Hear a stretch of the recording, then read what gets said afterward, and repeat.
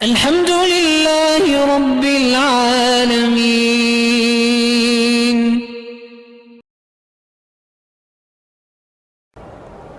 شیطان حرم شریف کے اندر بھی آتا ہے. آپ جو آتے ہیں شیطان کی ضرورت ہی کیا ہے؟ کیونکہ شیطان ضروری تو نہیں نا. من الجنت والناس، جنوں سے بھی ہوتا ہے انسانوں سے بھی ہوتا ہے. یہاں انسانوں والا کام کرتے ہیں، باہر جنوں والا کام کرتا ہے. کینسر کی بیماری ہے تو کیمو تھراپی ہو رہی ہے، اللہ شفا عطا فرمائے.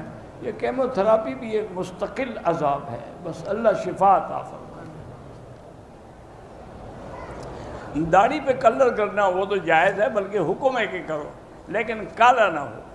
وہ تو ایک باقاعدہ ترمذی شریف میں حدیث ہے کہ حضور صلی اللہ علیہ وسلم نے حکم دیا ہے کہ اپنی داڑھی کو رنگا کرو.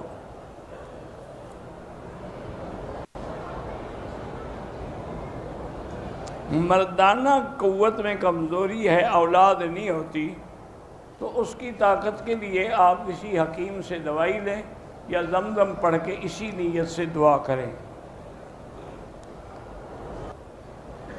گردے فیل ہونے کا مرض ہے، اللہ شفا دے، زمزم پی کے دعا کریں. اور ہمارے پاس کیا چیز ہے؟ اس سے بڑی شفا کوئی ہے ہی نہیں. داڑھی رکھنا واجب ہے، اور اس کا کٹانا جو ہے بار بار وہ گناہ کبیرہ ہے.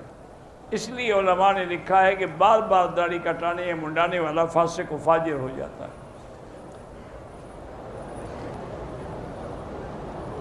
مجھے نہیں پتا ہے کہ رومال سامنے رکھ کر سپرے بوٹل سے وضو کر سکتے ہیں. بار آپ نے وضو کرنا ہے، مسجد میں نہ گرے پانی. اہل کتاب سے نکاح جائز ہے؟ ہاں جائز ہے، اگر مسلمان لڑکی نہ ملے. ہم اس ملک میں ہیں جہاں اہل کتاب لڑکیاں ہیں تو کر سکتے ہیں. اگر مسلمان لڑکی ملے تو پھر اس سے نہ کریں. اور دوسرا یہ بھی دیکھیں کہ کیا اہل کتاب واقعی وہ اہل کتاب بھی ہے. اگر وہ عیسیٰ علیہ السلام کو خدا مانتی ہے یا بیٹا مانتی ہے اللہ کا، تو وہ تو اہل کتاب نہیں، وہ تو مشرک ہے.